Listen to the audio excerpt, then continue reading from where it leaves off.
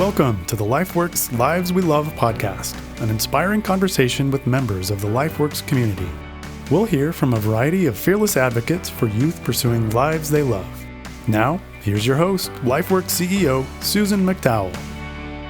Welcome to Lives We Love, a podcast focusing on the mission and also the people of LifeWorks. We have a mission that we are fearlessly dedicated to, but to really understand our mission, you need to understand who we are. And so that's why we're doing this podcast. And I'm delighted today to be speaking to Eddie Blackwell, a member of our Board of Governors since 2019. Eddie is a senior global account director for Snowflake. You're a Longhorn graduate and also have a master's from USC. So go Horns. And welcome. Yes. Yep, we're there. And like I said, you've been with us since 2019. Yes. And so thank you for being a part of the podcast today. Honored. So we're going to start with a question that I ask everybody, which is, what are you doing right now in your life that brings you joy? Just joy. Joy. Area of your life. Or love or joy. It starts with family. Mm-hmm. The immediate answer is family. My wife, Esther, my two kids, Lena and Trey, they're 6 and 7. So with Esther, went back to school and is looking to enter medical school, right? So we're kind of dream chasing from that perspective. Yeah, well, and Esther's volunteered here. She's been in it. Yes. And then with the kids, it's just, they're at 6 and 7, right? So I'm still a superhero. So this is great. They're happy when I come home, right? I'm trying to savor as many moments as I can because I hear things change around the 12-year-old kind of time frame. That's about right. Yeah, okay. That's about right. You got some time. So I'm trying to milk that too. And then I'd say, the work that I do here at LifeWorks, and I've got a couple other verticals where I invest my time, like a lot of the students at the University of Texas, fraternity stuff, but it's community oriented, right? And it's the innate. It's that thing that just makes you feel good after you participate. Yeah. So family and community. Yeah. Well, you've been on the board for 4 years. Yes. And during that time, was there a moment or moments where you looked around and said to yourself, right, this is where I need to be right now, working with LifeWorks? What was that moment where it all kind of coalesced and said, yeah, this is what I need to be involved in? There were 2 defining moments. The first one was with Shannon Klebert, who was on the board, and she had been telling me about LifeWorks for the longest. Eddie, you got to get involved. And she needs to be on the podcast. She does need to be. We need to catch her in town. She needs to be on the podcast. Now she owes me one. Okay. Right. Yes. I can nag her about something. But we worked together at VMware, and we became friends. And my definition of friendship is who all the layers of who someone is, right? Mm-hmm. And she knew what kind of like moved my engine, if you will. And I came to the luncheon where she was one of the keynote speakers or whatnot, right. And I heard parts of her story that I had not heard before. And I saw how LifeWorks was fulfilling her and how she was giving back. And then I was like, okay, got it. This is it. Well, that was milestone 1 because I was like, I had to tell her that she was right. So Shannon, you're right again, right? So that was item number 1. Item number 2 was, or moment number 2 was when I sat down with you. Right? Because for whatever the reason, you were slated to give me a tour. Mm-hmm. And so when you kind of rise on the radar screen of, hey, we want to get this person involved and maybe they would make a good board member. Yes. That's one of our natural first steps. It's like, okay, let's do a tour. Let's just talk and see where they're at. 100%. But I didn't know it was going to be you. Oh, okay. Give me the tour. Right. So, I mean, that's, yeah. You all both got a lot to do, right? Right. I was like, well, this is meaningful. Great. And in my world in corporate America, if I'm talking to a CEO, it's very, it's very concise, it's to the point and chop because you've got a million things to do. And I think we started off that way, or at least I started off that way, and we were going through the tour.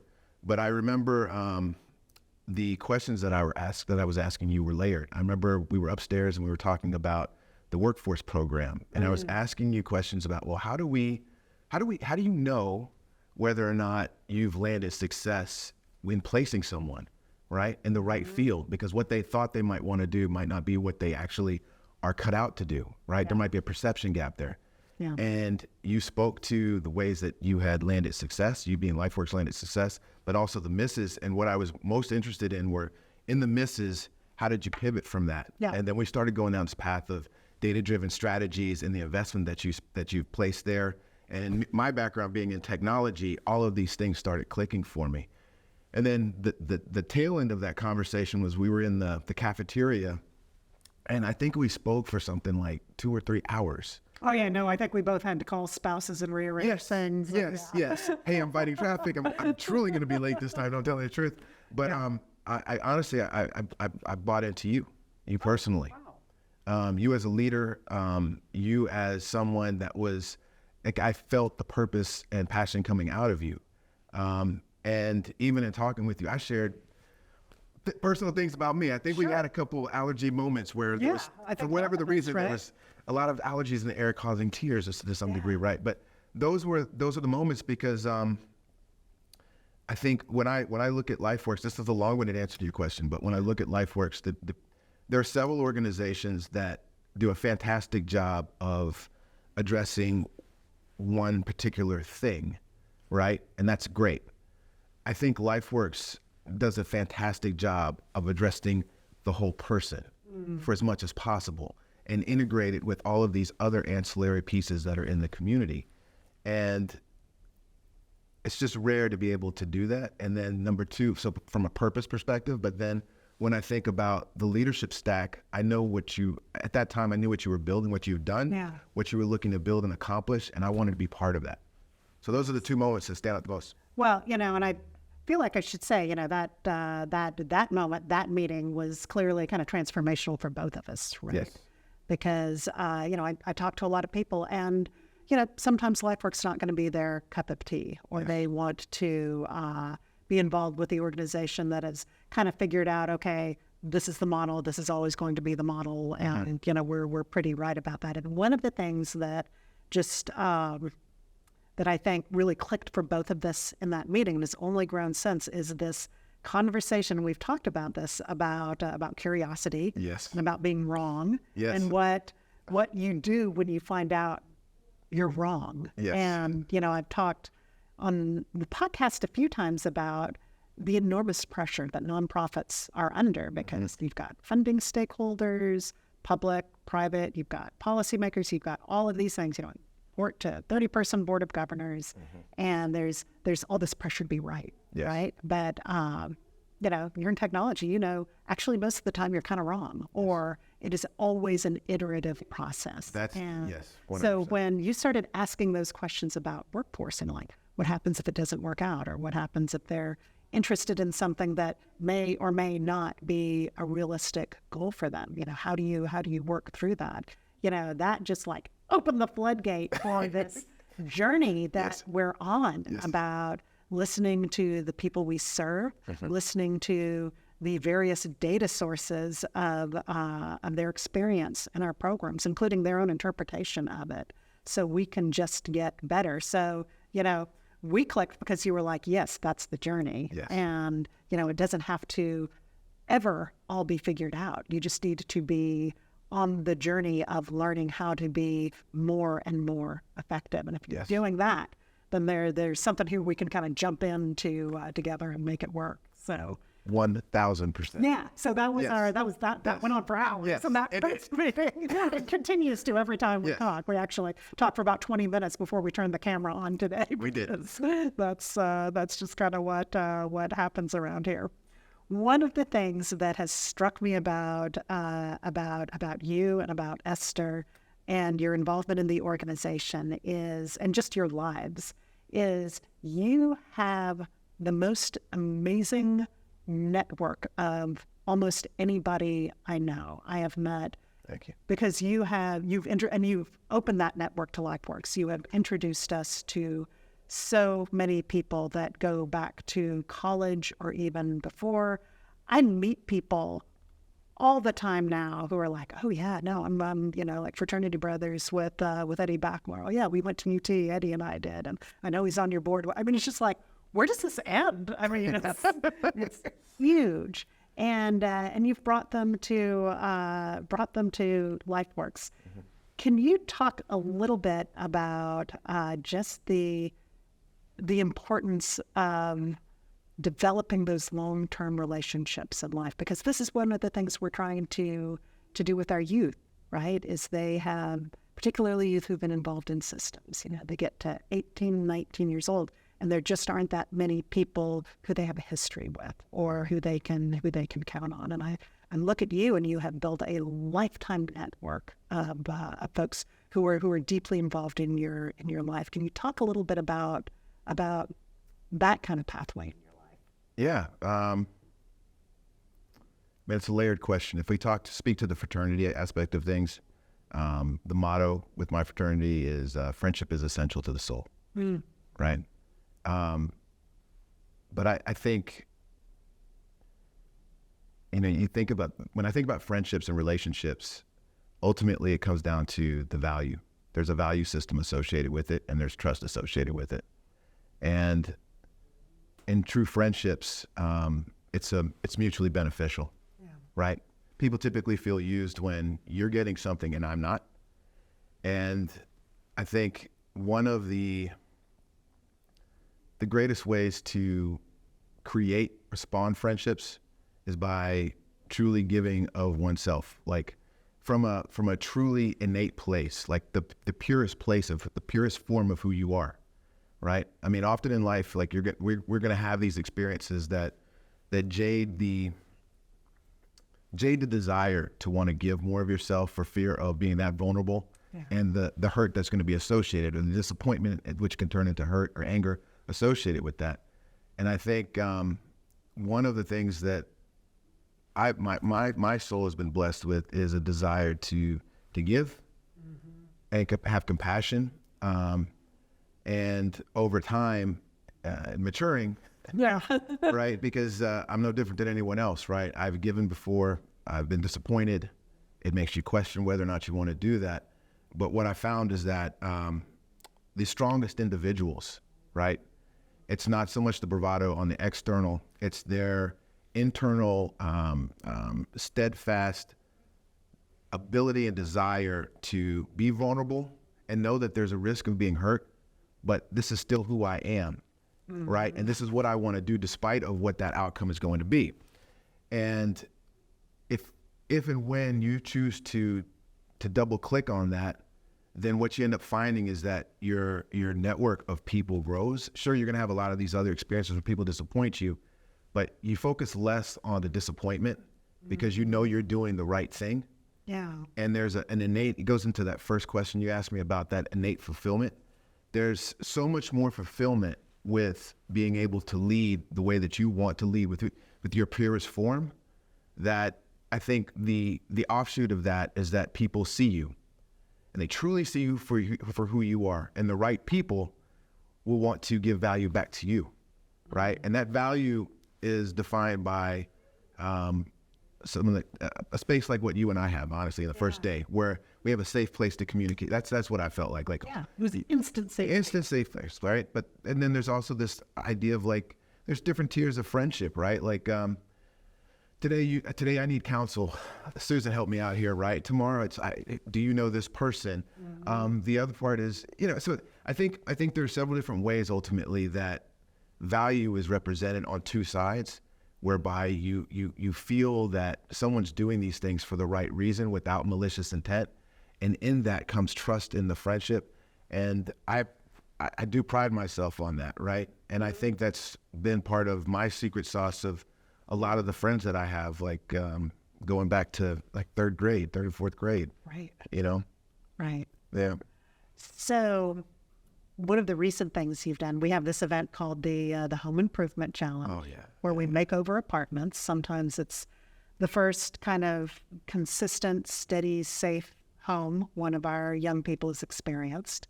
But we started this in the 2000s when one of our board members, the amazing Melanie Fish, had been watching a lot of the reality shows, right? And she was like, we could do this because often we'll help a youth move in, but it's just, it's four walls and they're not quite sure what to do with it, and certainly strapped for resources to know what to do with it. So we did this kind of, apartment adoption, and you do a lot in a day to make it over.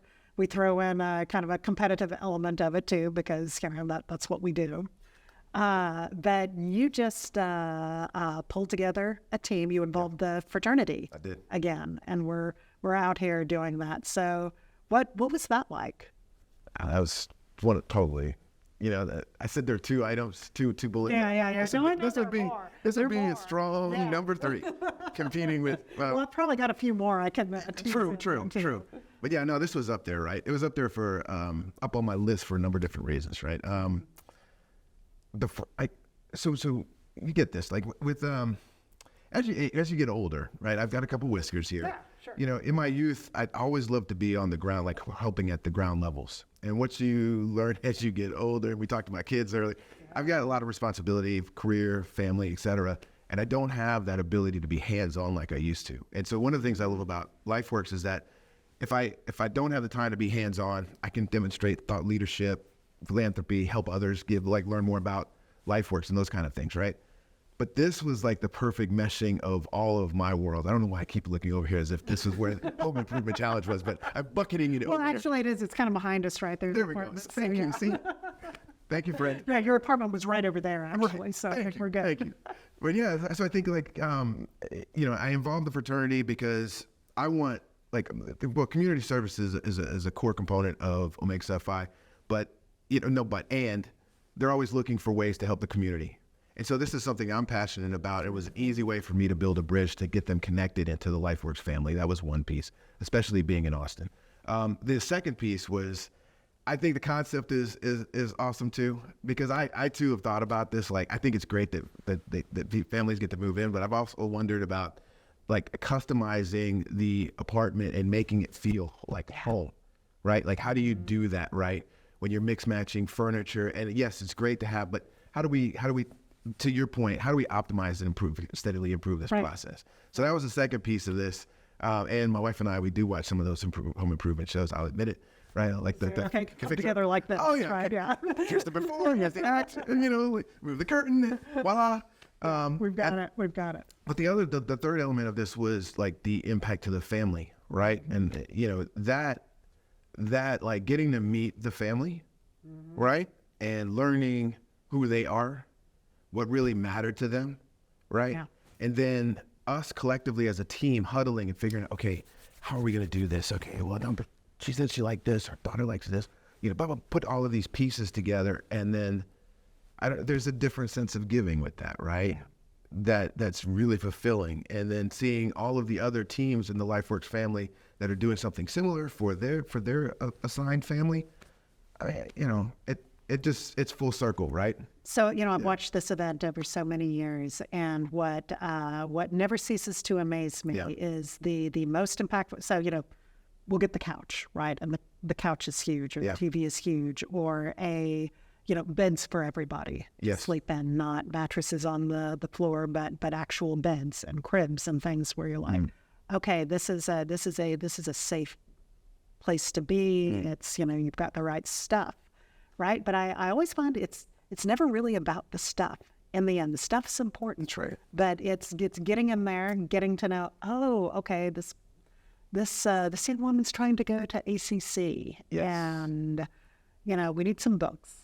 Yes. Or we need a laptop, and we can figure out a laptop. Yes. Or the one that slays me every time is pictures of the kids.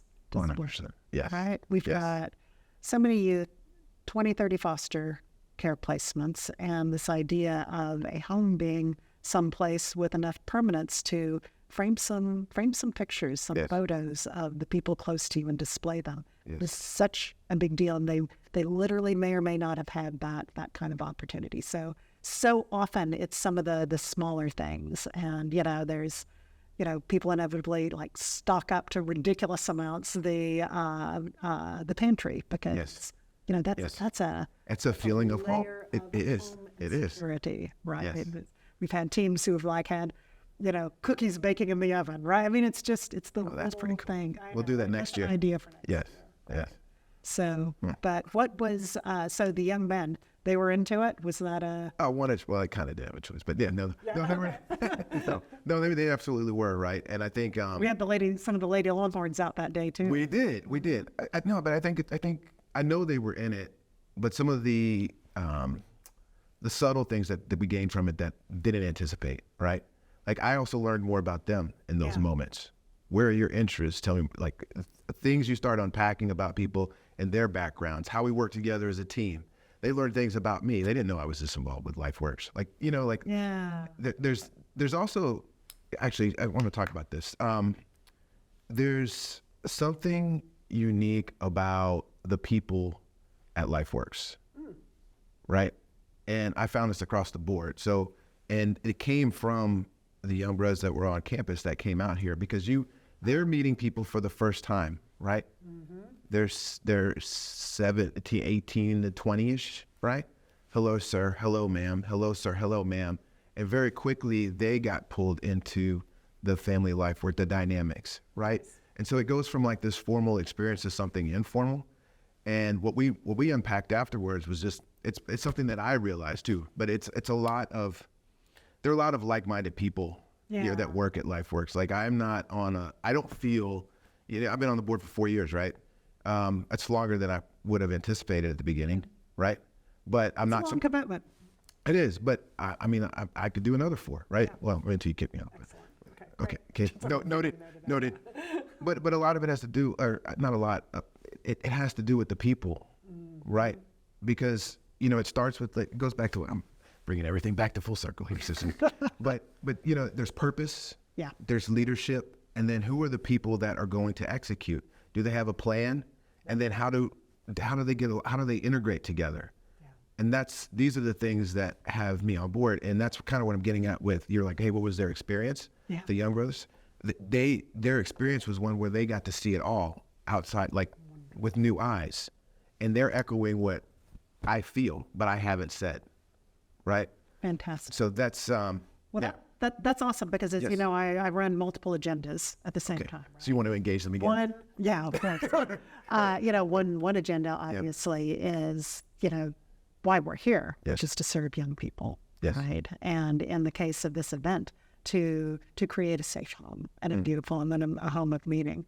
And then the other agenda with the young people you brought to us is I just want to expose them to this, not just what we're doing today, but hey, you could choose to spend your life doing this kind of work, right? Absolutely. This is what it's like, and these are the people you would be surrounded with. There is a piece of research that's pretty old, but I'm sure it still stands. Okay. That if you have not been, if you haven't volunteered or committed to some other act of philanthropy, fairly consistent by the time you're 40, you probably won't for the rest of your life. So you bringing the young people out to just kind of get a taste of this and a feel for the people, they may or may not choose to spend their lives, but they are so much more likely to be on an engaged philanthropic path because you brought them out here to do this thing, and their eyes were open for the experience, and they got to know you better, and they got to know some of our folks better, and they got to see a difference they made in the community. All of those things. They'll be back. Maybe not here, maybe somewhere else. They will be back doing this work. So thank you for that. Two-way street. Thank you. Now we're back to the first item on the list again. What makes you happy? What brings you joy? That concept of that, basically a ripple effect, right? Mm-hmm. And, that's huge for me personally because it plays into my legacy, like how I perceive my legacy. But yeah. And we're gonna get to legacy in a moment, but I wanna explore one other patch of this, which is why it is so important right now. We are still coming through a global pandemic that had us very isolated, had everybody rethinking their lives, had us as a country rethinking social racial relations in ways that that we hope continue to move forward. And so folks are at a place of just figuring out themselves in all of this. And so and when I say we, I'm speaking nationally, we're seeing a bunch of things. So, we've talked about struggles with the workforce. People are thinking through very carefully what they want to do with their lives and who they want to work for. And we need to show them that LifeWorks is a place where you can have purpose and meaning. For the young people we serve who have been through so much trauma, period, and then amplified over the next few years, we need to make sure everything we are doing is establishing that place of safety and connection. Yes. For the universe even larger, I think one of the things we're seeing right now is folks are not as engaged with nonprofits as they were prior to the pandemic. And I'm sure there's a lot of research about that, but this is what, me and some of my other, CEO nonprofit friends talk about a lot, and it's beginning to appear in the literature. So doing things like bringing young people out to volunteer, engaging them, showing them how important it still is, how necessary it still is, that there is suffering and opportunity for engagement, and that the nonprofits, we need you. We need folks at every age and at every level of means and capability engaged in the mission of the organization is huge right now. So keep bringing people out. Absolutely will. Because we need them. And I'm interested to know, even just at the level of the students and the fraternity, is it hard engaging folks now, or probably, you've got a pretty select sample size. They've joined the fraternity because they want to be engaged. Sure. We're hearing more and more difficulty engaging folks in community work just because of everything we've been through. Yeah, I think, look, there's one that's insightful. It's counterintuitive, but it still makes sense if it makes right. Like, I think when I reflect on the pandemic, what it forced most people to do is do more with less. Yeah. And then they, at least in the United States, if you think about the United States, a lot of this economy is predicated on overconsumption, right? Which I benefit from in my job, right? Sure. But I think we all did less, right, through the pandemic. Yeah. And I think doing less and having this more introspective look at self, like, what do I really need? Do I really need to work this hard at job X, Y, or Z? Do I really need all of these things? And I think a trade-off of that introspection is more of a focus on me, right? And I think the unfortunate trade-off is that there's less of a focus on how can I still help others for causes greater than myself. And I don't think that we're fully out of the pandemic. This is just my own humble belief, is that I think we're dealing with the vibrations of post-pandemic, right? So I don't think that we've normalized yet. Yeah. But I agree with you about ensuring that the needs of volunteering stay on the forefront of everyone's mind. I do think more so now than probably in the past couple of years, we have to have even more of a push so that people see it, because I think the compassion, the empathy is still there. Mm-hmm. I just think that people are caught up in their own cycles, right? I absolutely agree with it. So, I've got a young adult son, and he shared with me a phrase that some of his friends are using, which is act your wage, right? Yes. So it's like, okay, we're out there, we graduated college, we're out there struggling in the workforce, but, we don't want to get caught up in the credit card debt or lifestyles that we can't afford, or we don't want to be dependent on jobs that we don't want for the long term. So act your wage. And as a mom, I really like hearing that, but it's, it's like, okay. And at the same time, I'm like, wow, that's kind of big. Yes. Right? Yes. The other thing I'm thinking too is just some of the things you said earlier too about being willing to be vulnerable. Yeah. Right. And even the act of opening up to volunteer, to engage in a mission, to step outside your comfort zone. Yeah. All of those things require a vulnerability that I think the last few years has just made a little harder for everybody. I would agree. You volunteer for an organization, you can volunteer and do great things, but you're also opening yourself up to bear witness to pain and inequities that exist. And then you've got to do something with that. Yes. So I'm curious if that's part of the equation as well. I would think that has to be a piece of it. The other, I'd say in addition to that, I'd wonder like what that triggers in an individual. Yeah. With your own potential, or someone else's own trauma. Do they want to deal with that, right? With everything else layered on through the pandemic, right? However, all of those things being said, I still think that this should be even more of a compelling event of why youth should get involved, right? Because if we take that approach of this was an introspective period and everyone's thinking about ultimately what fulfills me and, act my wage and if I'm working at McDonald's and they're paying me $20 an hour, I'm going to give them all $20, but not $20.01, right?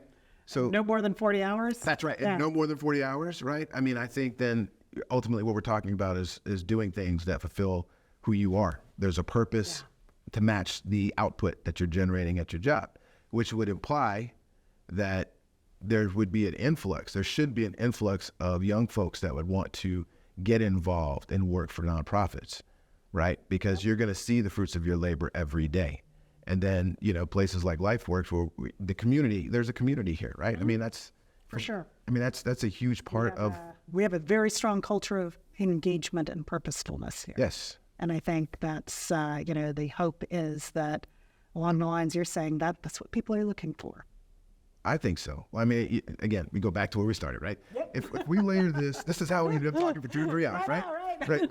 But if you layer that with that continuous integration, continuous development model that you have here, then it's very difficult for someone to come in here and not buy into not just today, but tomorrow, because this engine is constantly being optimized. Yep. Right.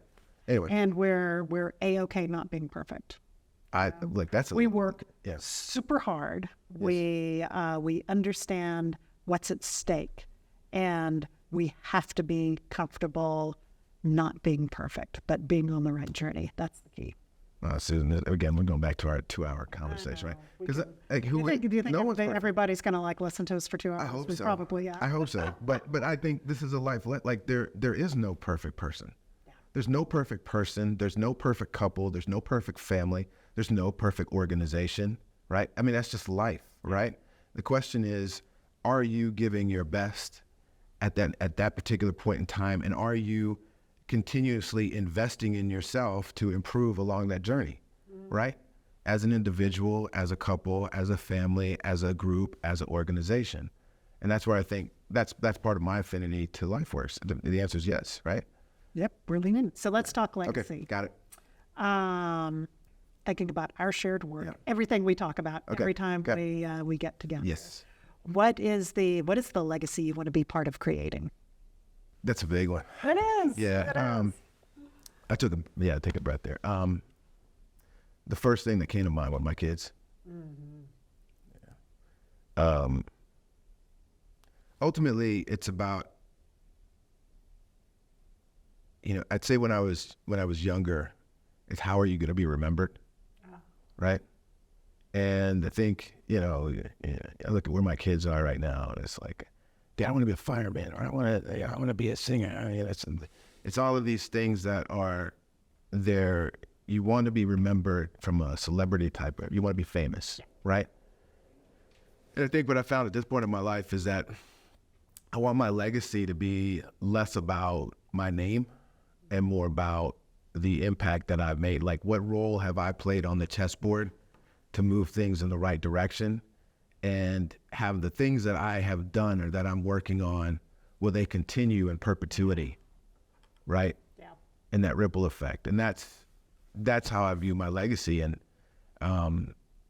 it's a poignant question because I look at life like on the other side. I'm doing deduction. I'm looking at the finish line and I'm counting back and I'm like, oh, I've got this many years where I'm quote unquote at my intellectual peak and physical abilities to do as much as possible, right? Yep.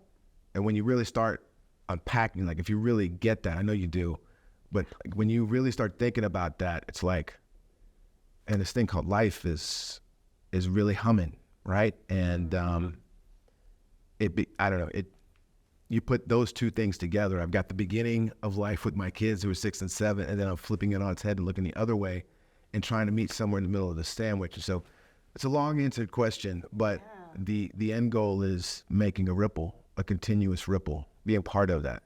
I remember, I'm struck because, again, we work with young people, and you ask what they're doing, it's huge, and it changes, and it should change, and all of that. But I will remember, we just get so personal, right? But I remember when my dad passed about a dozen years ago, and his best friend gets up to speak about him, and he said, Dick McDowell never said an ill word about anyone. And I thought, and I'm like, trying to remember, I'm like, no, except for, and then I'm like, wait.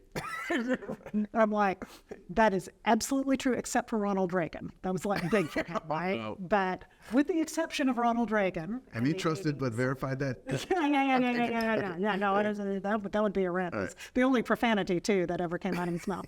But I thought, and, I just looked around and everybody's nodding, and I'm like, wow, that's a legacy, because it clearly came from a place of deep value that was consistent over his life. Yeah. And I'm looking at everybody around here that was inspired by. And it just had me think of legacy much differently because I was like, oh, well, we're going to build this building and we're going to have to serve this many youth and, all of that thing. And I'm like, and so when, you get to our point and you're looking at years and time and kids and big and small, the question becomes different. Mm-hmm. For sure. Yeah. All right, we need to sign off. I don't want to. I want to, we'll probably keep talking. Fair. But, hey, thank you so much for being on. Hey, thanks for having me. And thank you all for listening today. Again, today has been just about more about the power and the legacy of relationships, of engagement, and just an ongoing journey to define and recognize purpose. And I'm just humbled that coalesces in the LifeWorks journey. So thank you. Thank you all. We'll see you next time. Thank you for listening to the Lives We Love podcast. For more information about LifeWorks and how you can help, please visit lifeworksaustin.org.